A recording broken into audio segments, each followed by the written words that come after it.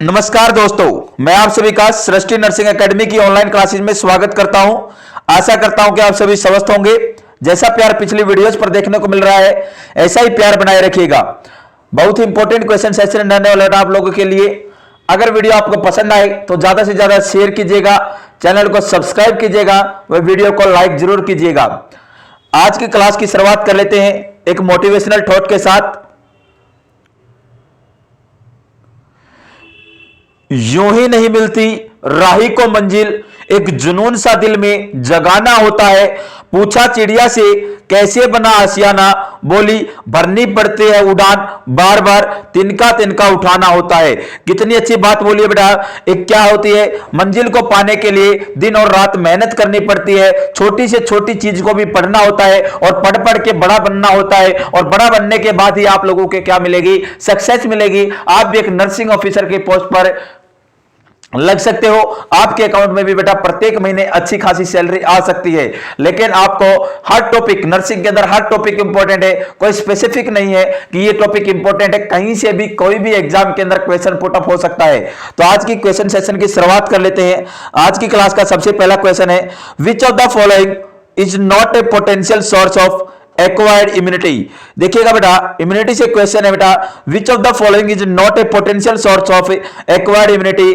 कौन सा स्रोत नहीं है एक्वायर्ड इम्यूनिटी का, पोटेंशियल नहीं है। ऑप्शन 1 है antibodies received in response to disease. Antibody मिल रही है किसी डिजीज के रिस्पॉन्स में। Antibody received from the mother से एंटीबॉडीज मिल रही है।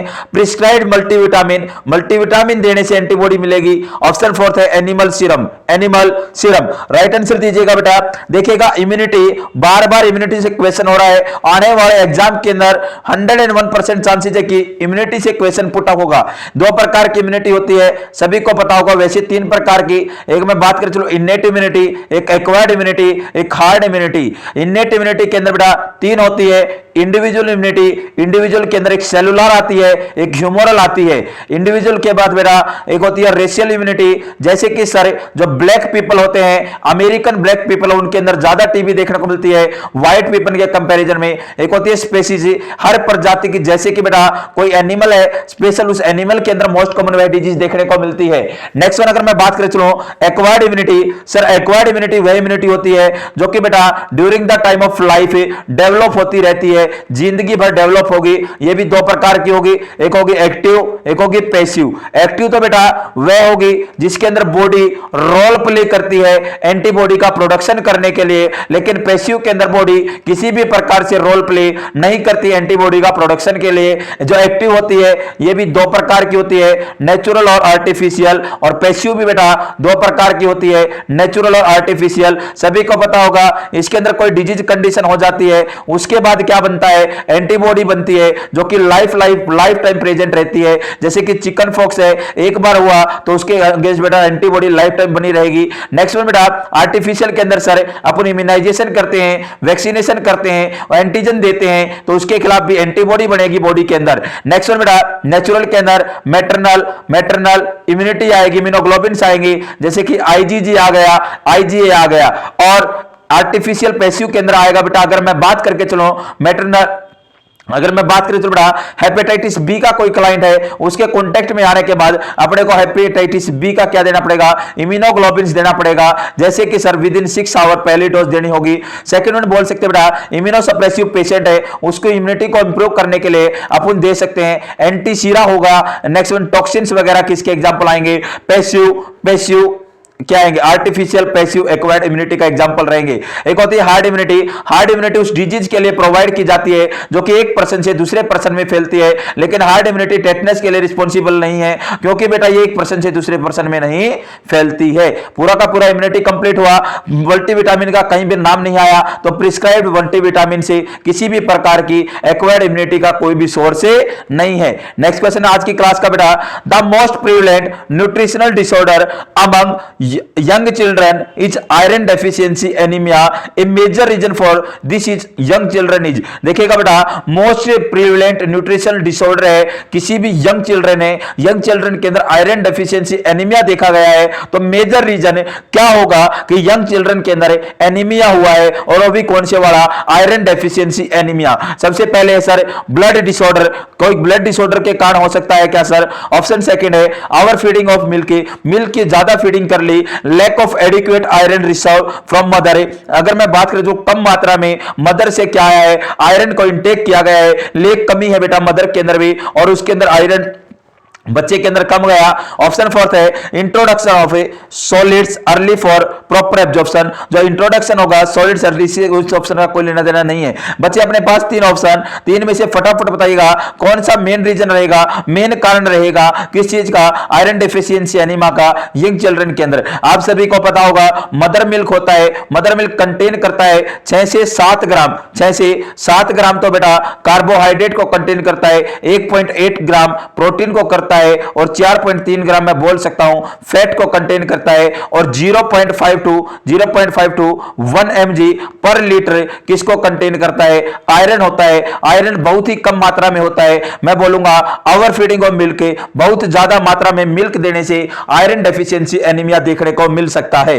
नेक्स्ट क्वेश्चन बेटा क्लास का बेटा to control bleeding in a child with haemophilia a nurse would expect to give, देखिएगा एक कंट्रोल करनी है ब्लीडिंग चाइल्ड के अंदर और डिजीज कंडीशन है हीमोफीलिया तो नर्स क्या देना पसंद करेगी? Albumin, platelet, FFP, RBC. फटाफट राइट आंसर दीजिए बेटा क्या देना पसंद करेगी? अरे सर हीमोफीलिया है, हीमोफीलिया होता है क्लोटिंग फैक्टर नंबर है 8th की कमी से हो सकता है, 9th की कमी से हो सकता है, 11th की कमी से हो सकता है, लेकिन मोस्ट कॉमन बेटा 8th की कमी से होगा और 8th की कमी से हुआ यह ब्लीडिंग डिसऑर्डर होगा, इसी को बेटा ब्लीडिंग डिसऑर्डर होगा, इसी को अपन बोल सकते हैं सर। अगर मैं बात करके चलो बेटा सबसे पहले क्वीन विक्टोरिया के अंदर देखने को मिला था रॉयल्स डिजीज के नाम से भी जानते हैं, इमरजेंसी कंडीशन होती है, इसके अंदर अपने सीपीपी, वैसे तो बेटा प्लाज्मा को ट्रांसफ्यूज करते हैं और प्लाज्मा के अंदर भी सीपीपी क्रायोप्रोसिपिटेट प्लाज्मा को ट्रांसफ्यूजन करना होता है 15 से 30 मिनट के अंदर, लेकिन सर सीपीपी ऑप्शन में नहीं है तो अपन बेटा एफएफपी दे सकते हैं क्या? बिल्कुल दे सकते हैं, एफएफपी फ्रेश फ्रोजन प्लाज्मा दे सकते हैं और बेटा इसको 1 से 1.5 घंटे में ट्रांसफ्यूजन करके चलते हैं फ्रेश फ्रोजन प्लाज्मा को, तो अपना राइट आंसर जाएगा फ्रेश फ्रोजन प्लाज्मा। क्या जाएगा बेटा? फ्रेश फ्रोजन प्लाज्मा अपना राइट आंसर रहेगा। क्या रहेगा बेटा? राइट आंसर रहेगा fresh frozen.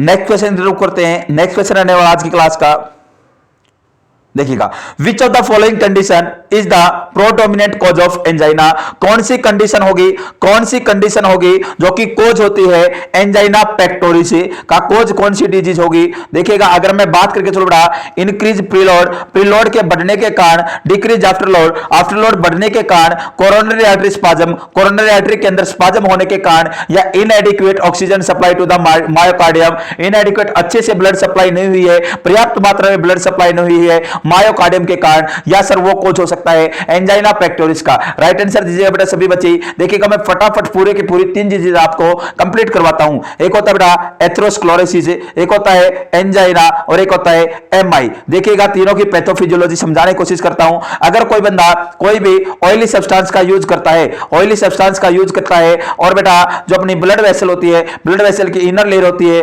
Tunica intima, tunica intima के अंदर बेटा स्क्वेंजर रिसेप्टर पाए जाते हैं और स्क्वेंजर रिसेप्टर बेटा क्या होते हैं? हाइपर एक्टिव होते हैं किसके प्रति? ऑयली सब्सटेंस के प्रति।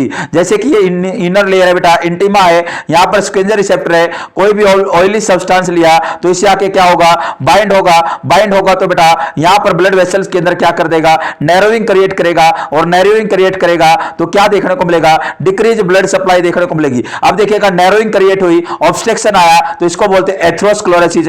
अब देखिएगा बेटा नेक्स्ट वन है नैरोइंग आने के कारण आगे बॉडी पार्ट्स के अंदर, बॉडी सेल्स के अंदर डिक्रीज ब्लड सप्लाई होगी, हार्ट के अंदर भी ब्लड सप्लाई कम होगी और मायोकार्डियम के अंदर अगर ब्लड सप्लाई कम होगी तो बेटा ऑक्सीजन की कमी है तो बेटा कौन सा? एनारोबिक रेस्पिरेशन होगा और एनारोबिक रेस्पिरेशन होगा तो लैक्टिक एसिड का फॉर्मेशन होगा और जहां जहां पर बॉडी के अंदर लैक्टिक एसिड बनेगा वहां वहां पर सीवियर पेन होगा। अगर बेटा हार्ट की सेल्स के अंदर लैक्टिक एसिड बन रहा है तो हार्ट के अंदर क्या देखने को मिलेगा? सीवियर चेस्ट पेन देखने को मिलता है। नेक्स्ट वन अगर मैं बात करें तो बेटा अगर ये कंडीशन ऐसे ही बनी रही जैसे कि नैरोइंग है और डिक्रीज ब्लड सप्लाई हो रही है तो ब्लड की वेलोसिटी बढ़ेगी, ब्लड की वेलोसिटी बढ़ेगी, ब्लड की वेलोसिटी बढ़ेगी, गति बढ़ेगी तो इंजरी होगी। इंजरी होने के बाद क्या होगा, बॉडी की प्लेटलेट एक्टिव होंगी और come on the side of bleeding, bleeding वाली साइड पे आएंगी, एबनॉर्मल प्रोलिफिकेशन करेंगे और पूरी तरीके से ब्लॉकेज कर देंगे कोरोनरी आर्टरी को। क्या होगी बेटा, ब्लॉक होगी और ब्लॉक होगी तो एमआई हो गया और यहां पर सेल को डैमेज हो जाएंगी, मायोकार्डियल इंफ्रैक्शन के नाम से जाना जाता है। इसी को बोलते हैं सर हार्ट अटैक के नाम से भी जानते हैं। अब मैं बात करूं बेटा एंजाइना पेक्टोरिस सर, जो एंजाइना वर्ड है एंगर से लिया गया है, किससे लिया गया है, एंगर से लिया गया है। इसका मींस होता है स्क्वीजिंग पेन। कैसा पेन बेटा, स्क्वीजिंग पेन। इसके अंदर जो पेन होगा 5 से 10 मिनट तक देखने को मिलेगा, 15 मिनट से कम देखने को मिलेगा, 15 मिनट से कम देखने को मिलेगा। एक देखने को मिलता है कैसियो-लेविन साइन। कौन सा साइन बेटा, याद रखिएगा कैसियो-लेविन साइन देखने को मिलता है। और एक कैसियो-लेविन साइन क्या होता है सर, कैसियो-लाइन साइन होता है बेटा, हमेशा याद रखिएगा जो पेशेंट है खुद अपने आप सेल्फ बताएगा, जहां पर पेन होगा वहां पर फिस्ट रखेगा, अपनी मुट्ठी को रखेगा और बताएगा कि मेरे को यहां पर पेन हो रहा है। ईसीजी नॉर्मल शो होगी। नेक्स्ट में बेटा अगर पॉजिटिव ट्रेडमिल टेस्ट होगा उसके अंदर एक्सरसाइज इंटॉलरेंस होगा और बेटा अगर एक्सरसाइज इंटॉलरेंस है तो उसको अपन डाइफिनाइल हाइड्रामिन नहीं डाइफिनाइल दे सकते हैं। नेक्स्ट अगर मैं बात करके चलो बेटा टाइप्स ऑफ एंजाइना कितने प्रकार का होता है, एक चीज बताइएगा। मैं आप लोगों से एक क्वेश्चन पूछता हूं, 24 आवर्स से ईसीजी मॉनिटरिंग को क्या बोलते हैं, 24 आवर्स से ईसीजी मॉनिटरिंग को क्या बोला जाता है, आंसर दीजिएगा। देखिएगा एक स्टेबल एंजाइना होता है, इसी को एक्सटर्नल एंजाइना भी बोला जाता है। इसके अंदर बेटा जब भी कोई एक्सरसाइज करेगा पेन होगा, रेस्ट करेगा तो पेन सबसाइड हो जाएगा। नेक्स्ट वन एक होता है बेटा अगर मैं बात करके चलूं, एक स्टेबल हो गया, एक अनस्टेबल होता है जिसे प्री इंफ्रैक्शन बोल के चलते हैं। इसके अंदर बेटा नाइट टाइम में पेन बहुत ज्यादा देखने को मिलेगा, 65% केसेस में देखने को मिलता है।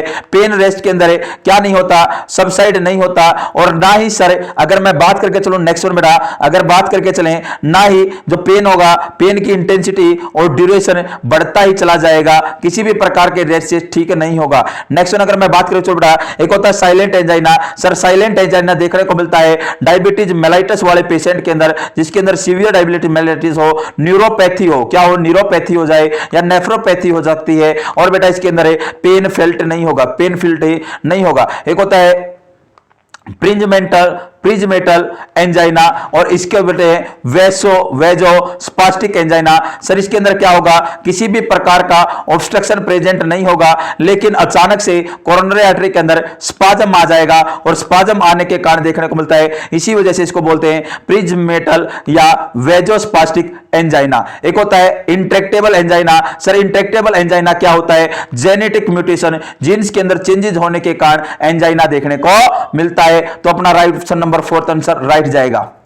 नेक्स्ट क्वेश्चन है बेटा ketone bodies appear in the body, ketone bodies appear in the body and in the blood and urine, blood और urine के अंदर ketone bodies देखने को मिल रही है when fats are being oxidized, जब फैट का ब्रेकडाउन होगा बहुत ज्यादा अमाउंट में। the condition is associated with, यह कंडीशन किससे जुड़ी हुई है, स्टारवेशन से, एल्कोहलिज्म से, बोन हीलिंग से, पॉजिटिव नाइट्रोजन बैलेंस। तो राइट आंसर दीजिएगा बेटा कौन सी कंडीशन से जुड़ी हुई है, राइट आंसर देने की कोशिश करें बेटा, राइट आंसर देने की कोशिश करें, राइट आंसर दीजिएगा। किससे जुड़ी हुई है, ये जुड़ी हुई है बेटा स्टारवेशन से। किससे बेटा, स्टारवेशन से। अगर कोई व्यक्ति भूखा रहेगा तो बेटा उसको नीड है ग्लूकोज की, एनर्जी की नीड है, तो बेटा ग्लूकोनियोजेनेसिस में बोल सकता हूं होगा, ग्लूकोज का प्रोडक्शन होगा नॉन कार्बोहाइड्रेट सब्सटेंस से जैसे कि फैट से होगा और फैट का ब्रेकडाउन होगा तो कीटोन बॉडीज बनेंगी और कीटोन बॉडीज बनेंगी तो यूरिन और ब्लड के अंदर बहुत ही ज्यादा मात्रा में देखने को मिलेंगी। राइट आंसर जाएगा स्टारवेशन। नेक्स्ट क्वेश्चन है बेटा आज की क्लास का, the most commonly involve cranial nerve in diabetes is, कौन सी क्रेनियल नर्व होगी जो कि मोस्ट कॉमन इन्वॉल्व होती है डायबिटीज मेलाइटस के अंदर, cranial number 3, cranial number 2, cranial number 4, cranial number 6। तो राइट आंसर दीजिए बेटा कौन सी क्रेनियल नर्व होगी, कौन से नंबर की क्रेनियल नर्व होगी, फटाफट आंसर दीजिए बेटा कौन से नंबर की होगी, कौन से नंबर की होगी। देखिएगा मैं फटाफट बता देता हूं, टोटल क्रेनियल नर्व 12 होती है। कितनी होती है सर, 12 होती हैं। अगर मैं बात कर चलूं, one of our Tamil teacher ask for very green vegetable and halwa. Total होती है 12। अगर मैं बात करूं इनके ओरिजिन की बात करके चलूं, पहली दो होंगी बेटा, याद रखिएगा क्वेश्चन बहुत सिंपल पूछे जाते थे, लेकिन आजकल एग्जाम का पैटर्न बिल्कुल चेंज होता जा रहा है, तो आपसे डायरेक्ट क्वेश्चन नहीं पूछ सकता, डायरेक्ट पूछने को पूछ सकता है। पहले और दूसरे नंबर के जो क्रेनियल नर्व है उनका ओरिजिन कहां से होता है? ओरिजिन अगर मैं बात करके चलूं बेटा सेरिब्रम से। कहां से बेटा? सेरिब्रम। सेकंड और थर्ड और फोर्थ बेटा अगर मैं बात करके चलूं बेटा मिड ब्रेन। कहां से बेटा? Mid brain. थर्ड, फोर्थ और फिफ्थ, थर्ड, फोर्थ और फिफ्थ की अगर मैं बात करके चलूं बेटा, थर्ड, फोर्थ, फिफ्थ और सिक्स्थ की अगर मैं बात करके चलूं तो इनका कहां से होगा? इनका होता है पॉन्ड से। कहां से होगा बेटा? पॉन्ड से होगा। अगर मैं बात करके चलूं एट्थ का बेटा पॉन्ड से और मेडुला ऑब्लिंगेटा से हो सकता है। 9th, 10th, 11th, 12th इनका कहां से होगा? इनका मेडुला ऑब्लिंगेटा से होगा। अगर मैं बात करके चलूं पहले नंबर की होती है ऑल्फैक्टरी की सेंस, जिसके बेटा नोज या मैं बोल सकता हूं स्मेल के काम आएगी। नेक्स्ट वन बेटा ऑप्टिक के विजन के काम आती है। ओकुलोमोटर थर्ड नंबर की होती है, ये काम आती है बेटा आई बॉल के मूवमेंट के काम आएगी, आई को ओपन करने के काम आएगी, और बेटा प्यूपिल को कॉन्स्ट्रिक्शन करने के काम आएगी। फोर्थ वन होती है बेटा अगर मैं बात करूं ट्रोंकुलर होती है, और फोर्थ नंबर की जो ट्रोंकुलर होती है ये सुप्रा ओब्लिक आई बॉल मूवमेंट के काम आएगी। फिफ्थ वन होती है ट्राइजिमिनल। ट्राइजिमिनल से तीन ब्रांचेज निकलती हैं, ऑप्थेल्मिक ब्रांच से, मैक्सिलरी ब्रांच से और मैंडिबुलर ब्रांच से। नेक्स्ट वन बेटा सिक्स्थ नंबर की मैं बात करके चलूं एब्ड्यूसेंट बेटा लिटरल रेक्टस मसल की आई बॉल मूवमेंट कराती है। फिर सेवंथ आती बेटा फेशियल। फेशियल बेटा अगर मैं बात करके चलूं जो फेशियल होगी और मिक्स का काम करती है। 2/3 तो बेटा अपनी टंग को, और नेक्स्ट में बेटा अगर मैं बात करके चलूं इससे फेशियल, लैक्रिमल, सलाइवा इन सभी का भी काम करती है। वेस्टिबुलो कोक्लियर सभी को पता होगा, ये बेटा हियरिंग और बैलेंस को मेंटेन करने का काम करती है। ग्लेसोफेरिंजियल सर 1/3 जो टंग होता है, टंग के पार्ट को सप्लाई करने का कार्य करेगी। नेक्स्ट वन वेगस बेटा सेंसरी भी होती है और मोटार भी होगी। अगर मैं बात करके चलूं मिक्स होती है, ये काम करती है बेटा जीआई हार्ट वगैरह के सिक्रीशंस को बढ़ाने के लिए भी काम करेगी, साथ के साथ सेंसरी का भी करेगी और मोटार का भी करेगी, हार्ट रेट को कम करने का भी कार्य करती है। नेक्स्ट वन होती है एसेसरी शोल्डर की मूवमेंट के लिए होगी, हाइपोग्लोसियल अंडर द टंग होगी, अंडर द टंग होगी। ये पूरी की पूरी क्रेनियल नर्व अपन ने जानी, तो बेटा जल्दी से जल्दी आंसर दीजिएगा कौन सी क्रेनियल नर्व होगी जो कि डायबिटीज के अंदर अफेक्ट होती है। नेक्स्ट क्वेश्चन है while assessing a client during peritoneal dialysis the drainage of the dialysate from the peritoneal cavity. देखिएगा बेटा कितना अच्छा क्वेश्चन है। जब एक क्लाइंट को बेटा पेरिटोनियल डायलिसिस हो रहा है, drainage of the dialysate from the peritoneal cavity has ceased. देखिएगा जो डायलिसाइट डाला है पेरिटोनियल कैविटी के अंदर, before required volume has return the priority action should be instruct. देखिएगा अगर मैं बात करके चलूं सबसे पहले पेरिटोनियल डायलिसिस की मैं बात करके चलूं बेटा, पेरिटोनियल डायलिसिस है, इसके अंदर जो अम्बलाइकस है इसे 3 से 4 सेंटीमीटर आवे एक क्या लगाया जाता है, इंसिजन लगाया जाता है, जिसके अंदर बेटा एक डेक्रोन कफ का यूज किया जाएगा और टेनकोफ कैटेटर का यूज किया जाएगा बेटा। अगर मैं बात करके चलूं इसके अंदर एक तो इनफ्लो होता है, क्या होता है? इनफ्लो होगा, एक होगा होल्ड टाइम कितने टाइम तक रखना है, एक होगा ड्वेल टाइम बोल सकता हूं, एक आउटफ्लो होगा, एक होगा आउटफ्लो। इनफ्लो तो क्या होगा बेटा अपने को 15 से 20 मिनट में अंदर डालना मटेरियल, इलेक्ट्रोलाइट्स होंगे, उसके अंदर इलेक्ट्रोलाइट्स भी होंगे बेटा, फ्लूइड भी होगा। अगर उसको क्या है डायबिटीज मेलाइटिस तो इंसुलिन भी डालेंगे, और उसको होल्ड कितने ड्वेल टाइम कितना होगा 20 से 30 मिनट तक उसको होल्ड करना है, ना तो इसको ज्यादा करना ना इसको कम करना। अगर ज्यादा लंबे टाइम तक करेंगे तो हाइपरग्लाइसीमिया देखने को मिल सकता है। और बेटा 15 से 20 मिनट ही आउटफ्लो होगा, 15 से 20 मिनट ही इसका क्या होता है आउटफ्लो होता है ड्यू टू द ग्रेविटी। अगर मैं बात करके चलो आउटफ्लो कम आ रहा है तो अपन क्या कर सकते हैं, turn from side to side movement करवा सकते हैं, जो पेशेंट है पेशेंट को मूव कर सकते हैं साइड टू साइड। अगर मैं बात करूं चलो पेशेंट बोल रहा है कि मेरे को क्रैम्पिंग हो रही है, ऐसा करने से तो होल्ड करना है, और जब क्रैम्पिंग सबसाइड हो जाए तब दोबारा से उसको हिला सकते हैं, टर्न साइड टू साइड कर सकते हैं। और इसके कारण कॉम्प्लिकेशन बेटा पेरिटोनाइटिस मोस्ट कॉमन देखने को मिल सकती है। और पेरिटोनाइटिस के अंदर अर्ली जो साइन आता है क्लाउडी यूरिन देखने को मिलेगा।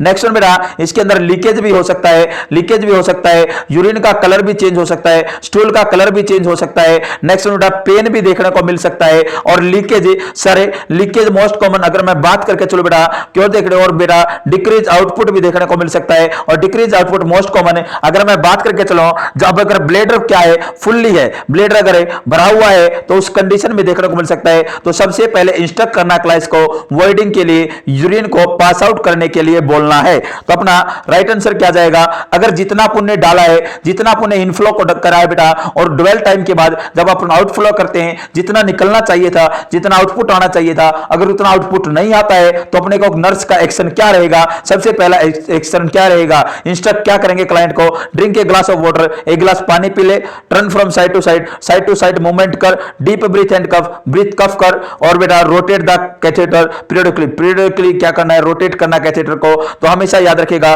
Turn from side to side करना पड़ेगा, और जितना अपने को आउटफ्लो चाहिए उतना मिल जाएगा। नेक्स्ट क्वेश्चन है बेटा, graft exchange between membranes of genetically unrelated animals of same species is called. अगर मैं बात करूं तो बेटा, अगर मैं बात करके चलो, ग्राफ्ट है, एक्सचेंज किया गया है between membrane of genetically unrelated animals of same species, एक ही प्रजाति के एनिमल्स हैं और उन दोनों के अंदर बेटा क्या किया गया है, जेनेटिकली क्या किया गया है, ग्राफ्ट चेंज किया गया है। तो उस वर्ड को क्या बोलेंगे, एलोग्राफ्ट, आइसोग्राफ्ट, जीनोग्राफ्ट, हेट्रोग्राफ्ट। क्या बोल के चलेंगे बेटा उसको, एलो बोलेंगे, आइसो बोलेंगे, जीनो बोलेंगे, हेट्रो बोलेंगे। फटाफट राइट आंसर दीजिएगा, उसको एक टर्म के अंदर क्या बोलेंगे, क्या बोलेंगे बेटा उसको, क्या बोलेंगे, एलो बोलेंगे, आइसो बोलेंगे, जीनो बोलेंगे, हेट्रो बोलेंगे। देखिएगा एक वर्ड होता है ऑटो, एक होता है एलो, एक होता है, अगर मैं बात करके चलूं जीनो। ऑटो का मीन्स होगा बेटा एक ही इंडिविजुअल है, उसी की बॉडी की स्किन ली है और उसी को लगा रहे हैं, तो उसको बोलेंगे ऑटो। अगर बेटा एक इंडिविजुअल है, उसकी स्किन को किसी दूसरे पर्सन के अंदर लगा रहे हैं, सेम प्रजाति का है, उसको बोलेंगे एलो। और बेटा जैसे कि एक इंसान है, इंसान को एनिमल की लगा रहे हैं, तो उसको बोलेंगे जीनो। तो एक एनिमल है, सेम प्रजाति का है, लेकिन एक से दूसरे के अंदर लगा रहे हैं, तो उसे अपन क्या बोलेंगे, तो उसे बोलेंगे एलोग्राफ्ट। क्या बोलेंगे बेटा, एलोग्राफ्ट अपना राइट आंसर जाएगा। नेक्स्ट क्वेश्चन की तरफ रुक करते हैं। A 35-year female was brought to the emergency department with burn injury over the abdomen, perineum and both thigh. According to the rule of 9, what is the percentage of burn injury for this patient? देखिएगा एक 35 साल की महिला है और उसके अंदर बेटा इमरजेंसी डिपार्टमेंट में आई है, बर्न हुआ है, एब्डोमेन बर्न हुआ है, पेरिनियम बर्न हुआ है, बोथ थाई, दोनों की दोनों थाई बर्न है। According to the rule of 9, what is the percentage of burn injury for this patient? तो रूल ऑफ 9 के अनुसार निकालना है कितना परसेंटेज उसको बर्न हुआ है। सभी को पता होगा फेस होता है। नेक्स्ट वन, अगर मैं बात करके चलो बेटा, फेस कितना होता है, 9% होता है। चेस्ट कितनी होगी, 18%। बैक कितना होगा, 18%। हैंड कितने होंगे, 9 ये वाला और 9 ये वाला। और जो बेटा लेग्स होंगे 18 और 18।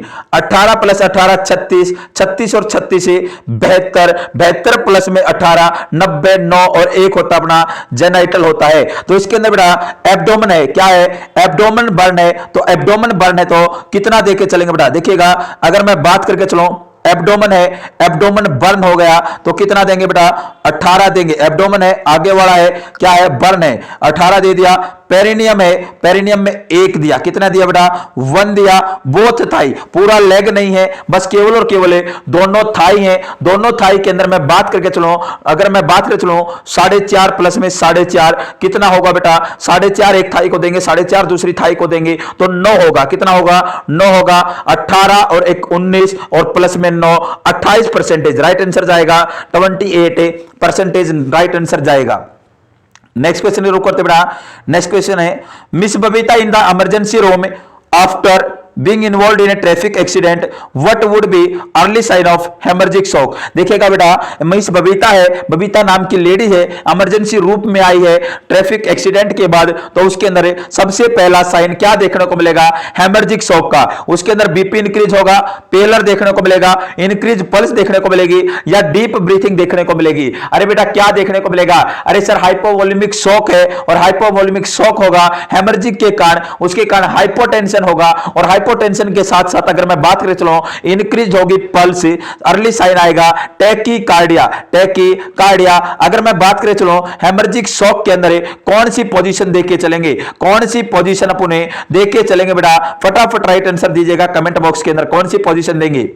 नेक्स्ट क्वेश्चन है, During the tonic colonic seizure, the tonic phase is characterized by during the tonic colonic seizure, the tonic phase is characterized by tonic colonic seizure के अंदर है। अगर मैं बात करके चलो बेटा कौन सा कैरेक्टरिस्टिक्स देखने को मिलेगा, confusion, jerking of extremities, losing consciousness, stiffness of the body. Right answer दीजिए बेटा कौन सा देखने को मिलेगा, सभी को पता होगा जर्नलाइज एडिमा होता, सॉरी जर्नलाइज सीजर होगा। इसके अंदर 5 फेज होंगे। सबसे पहले ओरा फेज, सेकंड बेटा loss of consciousness, third one होता है टॉनिक, फिर क्लोनिक और फिर रिकवरी। अगर मैं बात करें चलो ओरा के अंदर बेटा वार्निंग साइन होता है और इसके अंदर ऑल फैक्टरी हेलुसिनेशन देखने को मिलेगा। लॉस ऑफ कॉन्शियसनेस होगा।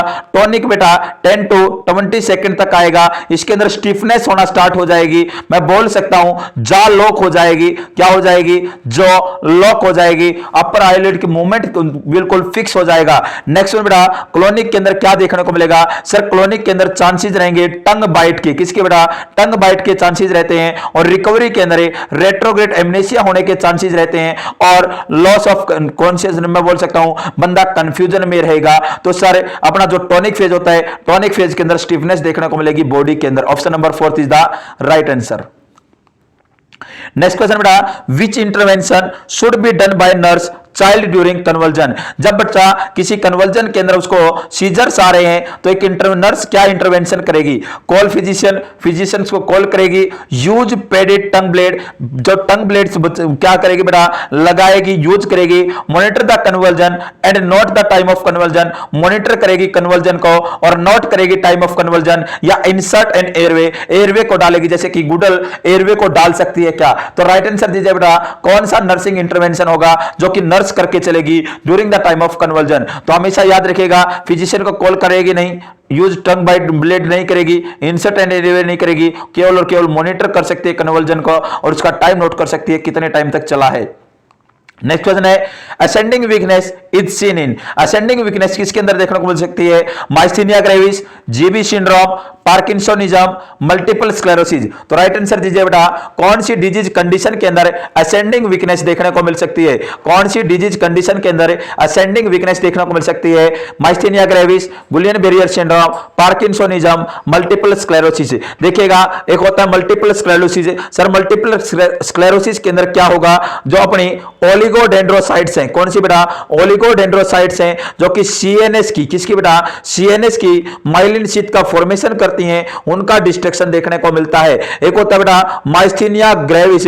माइस्थीनिया ग्रेविस के अंदर एसिटाइल कोलिन का लेवल कम हो जाएगा, उसके कारण माइस्थीनिया ग्रेविस देखने को मिलेगा। एक होता है गुलियन बेरियर सिंड्रोम। सर इसके अंदर जो पीएनएस होती है, पीएनएस की माइलिन शीथ बनाने का काम करता है स्वान सेल और उसका क्या हो जाएगा बेटा डिस्ट्रक्शन देखने को मिलेगा। और ये 15 से 35 साल के अंदर मोस्ट कॉमन देखने को मिलता है, 15 to 35 के अंदर मोस्ट कॉमन देखने को मिलेगा। और सबसे पहले मोस्ट अर्ली साइन होता है इसके अंदर पेन देखने को मिलता है। क्या देखने को मिलता है बेटा, पेन देखने को मिलता है। और इसके अंदर असेंडिंग टू डिसेंडिंग वीकनेस देखने को मिलेगी। सबसे पहले लोअर लिम्ब के अंदर पैराथेसिया देखने को मिलेगा, नबनेस देखने को मिलेगी, फिर अपर एक्सट्रीमिटीज के अंदर देखने को मिलेगा और इसके अंदर रेस्पिरेटरी फेलियर होने के मोस्ट कॉमन चांसेस रहते हैं। तो सबसे ज्यादा प्रायोरिटी अपने को रेस्पिरेटरी फेलियर से बचाना है क्लाइंट को, सबसे मोस्ट कॉमन प्रायोरिटी देके चलते हैं। इसमें प्लाज्मा फेरेसिस मैनेजमेंट रहती है। क्या रहती है बेटा, प्लाज्मा फेरेसिस का मैनेजमेंट रहता है। तो अपना राइट आंसर जाएगा GB syndrome, Guillain Barre syndrome. Next question है Which is an intervention for a patient with chronic obstructive pulmonary disease। अगर मैं बात करके चलो बेटा कौन सी इंटरवेंशन है, देखेंगे एक पेशेंट है जिसके अंदर सीओपीडी है, क्रॉनिक ऑब्स्ट्रक्टिव पल्मोनरी डिजीज है, तो कौन सा इंटरवेंशन करके चलेंगे उस पेशेंट के अंदर। सर उसको हाई कार्बोहाइड्रेट डाइट देखेंगे, लो फ्लो ऑक्सीजन है, क्रॉनिक स्टीरॉइड थेरेपी है, डीप ब्रीथिंग एक्सरसाइज के लिए बोलेंगे। तो बताइएगा बेटा कौन सा इंटरवेंशन करोगे, कैसे पता लगेगा कि उस बंदे के अंदर सीओपीडी हो गया है। हाई कार्बोहाइड्रेट देना है, लो फ्लो ऑक्सीजन देखने के कारण, क्रॉनिक स्टीरॉइड थेरेपी के कारण, डीप ब्रीथिंग एक्सरसाइज के कारण। तो हमेशा याद रखिएगा लो फ्लो ऑक्सीजन किसके कारण बेटा, लो फ्लो ऑक्सीजन आप नोटिस करोगे और आपको अंदाजा होगा कि उस पेशेंट के अंदर सीओपीडी है, क्रॉनिक ऑब्स्ट्रक्टिव पल्मोनरी डिजीज है। देखिएगा, मेहनत इतनी करो कि किस्मत भी बोल उठे, ले ले बेटा ये तो तेरा हक है। कितनी अच्छी बात बोली बेटा, इतनी ज्यादा मेहनत करके दिखा दो कि किस्मत भी बोल उठे कि ले ले बेटा ये तो तेरा हक है, ये किसी और का नहीं है, ये भी तेरा है। बोलते हैं कि जो भाग्य में लिखा है वही मिलेगा। बेटा बात तो सच है, लेकिन भाग्य को भी बदलना पड़ेगा। एक दिन मजबूर होके अपना जो उसके अंदर लिखा हुआ उसको बदलना पड़ेगा। ऊपर वाला भी देखेगा, हैरान रहेगा कि आप लोग इतनी मेहनत कर रहे हो, इस बच्चे को तो जरूर सक्सेस देनी चाहिए, लेकिन उसके लिए कंटिन्यू मेहनत चाहिए बेटा, लगातार मेहनत चाहिए। The most powerful stimulus of respiratory centre is, most powerful stimulus क्या होगा रेस्पिरेटरी सेंटर के लिए? सर ऑक्सीजन एक्सेस, अगर ऑक्सीजन एक्सेस है तो रेस्पिरेटरी को स्टिमुलेट करेगा। कार्बन डाइऑक्साइड एक्सेस, अगर कार्बन डाइऑक्साइड एक्सेस है तो वो स्टिमुलेट करेगा। इंक्रीज पीएच ऑफ ब्लड, अगर इंक्रीज हो रखी है पीएच ऑफ ब्लड तब स्टिमुलेट होगा। या बेटा ऑक्सीजन लैक, ऑक्सीजन की कमी है। सर सभी को पता होगा, बड़ा ही आसान क्वेश्चन है बेटा, अगर CO2 कार्बन डाइऑक्साइड एक्सेस है तो बेटा और रेस्पिरेटरी सेंटर को स्टिमुलेट करने का कार्य करेगा। और रेस्पिरेटरी सेंटर होता है मेडुला ऑब्लिंगेटा। मैं एक क्वेश्चन पूछ रहा हूं, फटाफट राइट आंसर दीजिए बेटा। पल्स, पल्स का रेगुलेटिंग सेंटर क्या होता है? पल्स का रेगुलेटिंग सेंटर क्या होता है? पल्स का रेगुलेटिंग सेंटर क्या होता है? जो भी बच्चा क्लास को लाइव देख रहा है कमेंट बॉक्स में आंसर देने की कोशिश करें बेटा, कमेंट बॉक्स में आंसर देने की कोशिश करें। नेक्स्ट क्वेश्चन है, What is an important symptom of pneumothorax? Pneumothorax का इंपॉर्टेंट सिम्टम क्या होगा? Increase breath sound on affected side, breath sound ज्यादा देखने को मिलेगी अफेक्टेड साइड से। Absence of breath sound on affected side, absent देखने को मिलेगी ब्रीथ साउंड अफेक्टेड साइड से। Absence of breath sound on both side, दोनों साइड से अब्सेंट देखने को मिलेगी। Increase breath sound on affected side, unaffected side से ब्रीथ साउंड बेटा ज्यादा देखने को मिलेगी। तो राइट आंसर दीजिएगा, सबसे राइट आंसर दीजिएगा बेटा। देखिएगा न्यूमोथोरैक्स क्या होता है? सर एब्नॉर्मल एक्यूमुलेशन होना किसका बेटा? एयर का। किसके अंदर है? प्लूरल स्पेस के अंदर है। सर अगर मैं बात करके चलूं, इससे डिक्रीज होगा नेगेटिव प्रेशर, डिक्रीज होगी वाइटल कैपेसिटी, लेकिन पॉजिटिव प्रेशर बढ़ जाएगा। सर दो लेयर होती है, एक तो होती है पैराइटल, एक विसरल होती है। इन दोनों के बीच में प्लूरल स्पेस पाया जाता है। जो पैराइटल होगी, पैराइटल की बेटा जो टेंडेंसी होती है वो मूव आउटवर्ड, बाहर जाने की होती है। और बेटा जो अपनी विसरल होती है लंग से चिपकी हुई होती है, इसकी बेटा कोलैप्स होने की होती है। अगर मैं बात न्यूमोथोरैक्स बेटा दो प्रकार से देखने को मिल सकता है, स्पॉन्टेनियस और ट्रॉमेटिक। स्पॉन्टेनियस भी बेटा दो प्रकार से देखने को मिल सकता है, फिजियोलॉजिकल और पैथोलॉजिकल। फिजियोलॉजिकल के अंदर एक पुल्मोनरी बुल्ले होता है, ब्लेम के नाम से जाना जाता है। और लॉन्ग और थिन पर्सन के अंदर सडन अचानक से क्या हो जाता है? अचानक से बेटा फूट जाता है, डिस्ट्रॉय हो जाता है, उसके कारण देखने को मिलेगा। सेकंड में बेटा पैथोलॉजिकल के अंदर कोई डिजीज कंडीशन है, निमोनिया वगैरह, उसके कारण देखने को मिल सकता है। ट्रॉमेटिक कोज के अंदर बेटा अगर मैं बात करके चलो बेटा, ट्रॉमेटिक के अंदर इट्रोजेनिक और नॉन इट्रोजेनिक, अगर कोई प्रोसीजर करे और प्रोसीजर के कारण बेटा अपने को न्यूमोथोरैक्स देखने को मिल सकता है। सीपीआर दे रहे हैं, आईसीडी कर रहे हैं बेटा। नेक्स्ट वन पीप, हाई पीप के कारण भी देखने को मिल सकता है। ब्रोंकोस्कोपी के कारण देखने को मिल सकता है। पैरासिंथेसिस के कारण देखने को मिल सकता है। नेक्स्ट वन बेटा उसके अंदर अगर मैं बात करूं नॉन इट्रोजेनिक के अंदर रोड ट्रैफिक एक्सीडेंट के कारण देखने को मिल सकता है। ब्लंट ट्रॉमा के कारण देखने को मिल सकता है। तीन प्रकार का होता है, tension pneumothorax, open pneumothorax, close pneumothorax. Tension pneumothorax बेटा हाई पीप के कारण या ब्लंट ट्रॉमा के कारण देखने को मिल सकता है। इसके अंदर कंटिन्यू क्या होगा? एयर का एक्यूमुलेशन होता रहेगा, और एयर का एक्यूमुलेशन होगा, डिक्रीज होगा नेगेटिव प्रेशर, इंक्रीज होगा पॉजिटिव प्रेशर, डिक्रीज होगी वाइटल कैपेसिटी, जिसके कारण बेटा अगर मैं बात करके चलूं मीडियोस्टिनल डेविएशन देखने को मिलता है, मीडियोस्टिनल डेविएशन देखने को मिलेगा। नेक्स्ट बेटा वीना केवा डेविएशन देखने को मिलेगा और ट्रैकियल डेविएशन देखने को मिलेगा। क्लोज न्यूमोथोरैक्स के अंदर मैं बात करके चलूं बेटा, इसके अंदर केवल और केवल एक बार एयर एंट्री होगी, एयर एंटर होने के बाद ये अपने आप क्लोज हो जाएगा, और क्लोज होने के बाद इसके अंदर बेटा अपन मैनेजमेंट देते हैं, हायर कंसेंट्रेशन ऑक्सीजन देंगे, डिजोल्व करेंगे उसको एयर के बल जो मॉलिक्यूल है एम्बोलस को। नेक्स्ट वन ओपन न्यूमोथोरैक्स के अंदर क्या होगा बेटा? एयर एंट्री भी करती रहेगी और बाहर भी आती रहेगी, एंटर भी करेगी और बाहर आती रहेगी। उसके अंदर बेटा नॉन पोरस ड्रेसिंग अपन परफॉर्म करते हैं। साइन एंड सिम्टम्स के अंदर अफेक्टेड साइड से डिक्रीज साउंड सुनाई देती है, एब्सेंस भी देखने को मिल सकती है, या डिमिनिश साउंड देखने को मिलेगी। और बेटा इसके अंदर जो अब one unilateral expansion of lungs देखने को मिलता है, यूनिलेटरल एक्सपेंशन ऑफ लंग्स देखने को मिलता है। और टेंशन न्यूमोथोरैक्स के अंदर बेटा सेकंड और थर्ड इंटरकोस्टल स्पेस से अपन नीडल को इंसर्ट करके एयर को बाहर निकाल सकते हैं। और मैं option number second is the right answer of this question. Next question है बेटा अगर मैं बात करके चलूं, नेक्स्ट क्वेश्चन है how should a nurse whether a patient cirrhosis है एस्ट्रेक्सिस।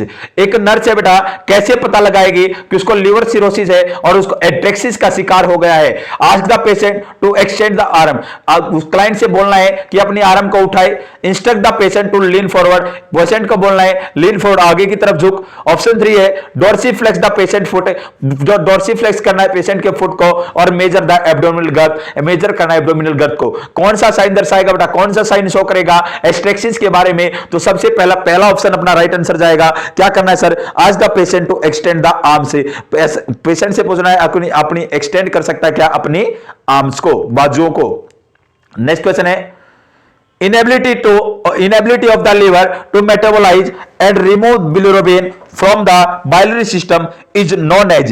देखिएगा बेटा लीवर के अंदर क्या हो गया है, लीवर की इनेबिलिटी हो गई है, वो मेटाबोलाइज नहीं कर सकता, रिमूव नहीं कर सकता बिलिरुबिन को, कहां से, बाइलरी सिस्टम से। उसे क्या बोलेंगे, haemolytic jaundice, hepatocellular jaundice, obstructive jaundice या हेरिडिटरी हाइपरबिलिरुबिनिया? क्या बोल के चलेंगे बेटा, उसे क्या बोलेंगे, कौन से प्रकार का जॉन्डिस बोलेंगे, कौन से प्रकार का बोल के चलेंगे बेटा? 3 प्रकार का जॉन्डिस होता है सर, एक होता है बेटा प्री हिपेटिक जॉन्डिस, एक होता है हिपेटिक जॉन्डिस, एक होता है पोस्ट हिपेटिक जॉन्डिस, और इसी को बोलते हैं ऑब्स्ट्रक्टिव जॉन्डिस। देखिएगा अगर लीवर के अंदर प्रॉब्लम है और लीवर के अंदर प्रॉब्लम है, अनकॉन्जुगेटेड को कॉन्जुगेटेड के अंदर नहीं बदल पा रहा है, उसे बोलते हैं हिपेटोसेलुलर जॉन्डिस। क्योंकि बेटा या तो उसके अंदर हिपेटिक किसकी कमी हो गई है, मैं बोल सकता हूं सर उसके अंदर यूडीपीजीटी एंजाइम की कमी हो गई है, वो अनकॉन्जुगेटेड को कॉन्जुगेटेड के अंदर नहीं बदल पा रहा है, लीवर के अंदर ही प्रॉब्लम है जो कि किसके अंदर है, नहीं भेज पा रहा है बाइलरी सिस्टम के अंदर। अगर बाइलरी सिस्टम के अंदर प्रॉब्लम होती तो सर हम उसको ऑब्स्ट्रक्टिव जॉन्डिस भी बोल सकते थे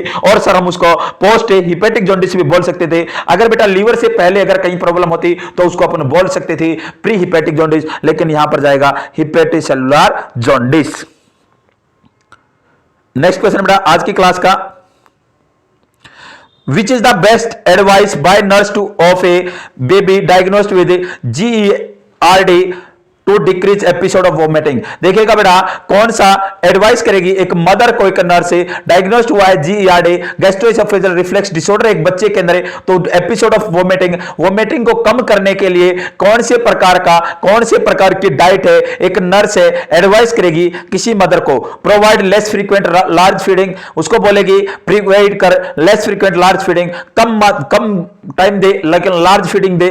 not burp the infant during the feeding, उसको बर्फ नहीं करना है during feeding. Next one give thin feeding, thin feeding देनी है, केवल और केवल लिक्विड देना है। Give thick feeding with adding rice cereals, उसको बेटा थिक फीडिंग देनी है और उसके अंदर ऐड करना है राइस सीरियल्स को। तो राइट आंसर दीजिए बेटा क्या जाएगा, राइट आंसर क्या जाएगा, राइट आंसर क्या जाएगा? Option number 4 is the right answer. Give thick feeding by adding rice cereals, क्या ऐड कर देने हैं, राइस सीरियल्स उसके अंदर ऐड करना है। नेक्स्ट क्वेश्चन है copper T is Contra indicated during, copper T कौन सी कंडीशन के अंदर कॉन्ट्रा इंडिकेटेड है? Pregnancy, heart disease, pelvic infection, all of other. Right answer दीजिए बेटा किसके अंदर कॉन्ट्रा इंडिकेटेड है? कॉपर टी अगर मैं बात करूं कॉन्ट्रासेप्टिव डिवाइस बेटा मोड ऑफ एक्शन होता है, ये क्या करती है, सबसे पहले तो फर्टिलाइजेशन से रोकती है, फिर ये इंप्लांटेशन से रोकती है, और सर इसके अंदर हार्मोन्स होते हैं तो सर्वाइकल म्यूकस को थिक कर देते हैं, जिसके कारण जो स्पर्म है स्पर्म की मोटिलिटी कम हो जाती है। 3 जनरेशन की होती है कॉपर टी, फर्स्ट, सेकंड और थर्ड। फर्स्ट के अंदर नॉन मेडिकेटेड होती है, सेकंड मेडिकेटेड होती है, थर्ड भी मेडिकेटेड होती है। फर्स्ट के अंदर कोई मेटल नहीं होता, सेकंड के अंदर बेटा मेटल होता है, नॉन मेटेलिक होती है, थर्ड भी बेटा थर्ड मेटेलिक होगी, सेकंड भी मेटेलिक होगी। अगर मैं बात करें चलो फर्स्ट के अंदर कोई हार्मोन नहीं होगा, सेकंड के अंदर हार्मोन नहीं होगा, थर्ड वाली के अंदर हार्मोन से होते हैं। अगर मैं फर्स्ट जनरेशन का एग्जांपल दूं तो लिप्स होगा, सेकंड का होगा बेटा कॉपर टी हो सकता है, मल्टीलोड कॉपर टी हो सकता है, नोवा टी हो सकता है, और इसका होगा अगर मैं बात करें तो बेटा प्रोस्टाट सबसे पहला क्या होगा, कॉपर कौन से का अपनी थर्ड जनरेशन है उसका एग्जांपल होगा। अगर मैं बात करके चलो बेटा मल्टीलोड होती है, मल्टीलोड का सबसे कम एक्सपल्सन देखने को मिलती है, बाहर रिमूव रेट देखने को मिलती है। अगर अपन आईयूसीडी यूज कर रहे हैं तो उसके कारण ब्लीडिंग देखने को मिलेगी, मोस्ट कॉमन साइन होता है ब्लीडिंग, लेकिन sir pain second most common sign होता है, लेकिन पेन के कारण अपने को क्या करना पड़ सकता है, रिमूव करनी पड़ सकती है आईयूसीडी, और आईवीसीडी के कारण क्या देखने को मिल सकता है बेटा, पेल्विक इन्फ्लेमेटरी डिजीज भी देखने को मिल सकती है, पेन भी देखने को मिल सकता है, ब्लीडिंग भी देखने को मिल सकती है, और एक्टोपिक प्रेगनेंसी वगैरह देखने को मिल सकती हैं। तो कभी भी प्रेगनेंसी के अंदर, हार्ट डिजीज के अंदर, पेल्विक इन्फेक्शन पहले से ही है, इन कंडीशंस के अंदर अपन कॉपर टी का यूज नहीं करते, ऑल ऑफ अदर ऑप्शन आएगा। नेक्स्ट क्वेश्चन है बेटा, While preparing a pregnant woman for amniocentesis, the nurse should, अगर किसी प्रेग्नेंट लेडी को एमनियोसेंटेसिस के लिए एक नर्स प्रिपेयर करी है तो उसे क्या एडवाइस करेगी? Prepare hair her for IV anaesthesia, क्या आप प्रिपेयर हो आईवी एनेस्थेसिया के लिए? Instruct her to drink 1 litre of water, उसको बोलना कि 1 लीटर पानी पी। इंस्ट्रक्ट हर टू वर्ड, उसको बोलना कि यूरिन पास आउट करके आ। Place her in left lateral position, उसको लेफ्ट लेटरल पोजीशन के लिए बोलना है। सबसे पहले क्या बोलेगी सर? उसको बोलेगी कि instruct her to void, urine pass out करने के लिए बोलेगी, एम्पिटी करने के लिए बोलेगी किसको? अपना यूरिनरी ब्लेडर को। अगर बेटा एमनियोसेंटेसिस करेंगे, नीडल को इंसर्ट करेंगे तो इसके कारण ब्लेडर रप्चर हो सकता है, इस वजह से एम्पिटी करना होगा यूरिनरी ब्लेडर को।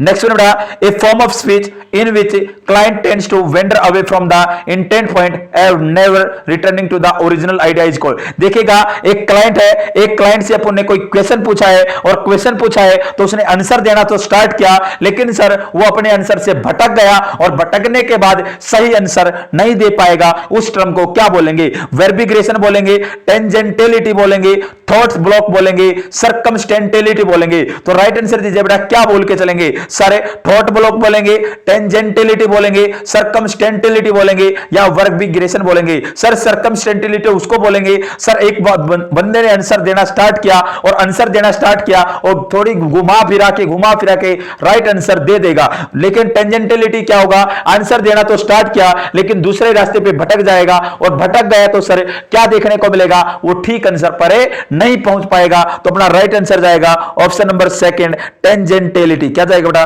टेंजेंटलिटी जाएगा। नेक्स्ट बेटा, लास्ट क्वेश्चन आज की क्लास का, during assessment of a child visual activity which finding indicate that the child is myopia. देखिएगा बेटा, एक बच्चा है, बच्चे के अंदर अपन विजुअल एक्टिविटी को चेक कर रहे हैं तो कौन सी कंडीशन है उसको इंडिकेट करेगी कि इस बच्चे को मायोपिया है? द चाइल्ड स्क्विंट से, बच्चे के अंदर भेंगापन होगा। The child close one eye to see, बच्चा एक अपनी आंख को क्लोज कर लेगा और एक से देखेगा। The child has rapid eyeball movement, बच्चा फटाफट आईबॉल मूवमेंट कर रहा है। Child hold a book close to his face, और एक बच्चा है जो कि अपनी आंखों के पास लेकर आकर बुक को पढ़ रहा है। तो कौन सी कंडीशन होगी, कौन सा साइन होगा, इंडिकेट करेगा कि बच्चे के अंदर मायोपिया है? तो हमेशा याद रखेगा, मायोपिया के अंदर बच्चे को दूर का दिखाई नहीं देता, पास का दिखाई देता है। हाइपर मायोपिया के अंदर बेटा दूर का दिखाई देता है, पास का दिखाई नहीं देता। Option number 4 is the right answer जाएगा अपना। आज की क्लास को अपन यहीं पर समाप्त करते हैं। अगर वीडियो आपको पसंद आई हो तो ज्यादा से ज्यादा शेयर कीजिएगा, चैनल को सब्सक्राइब कीजिएगा, वीडियो को लाइक कीजिएगा। आप सभी का जुड़ने के लिए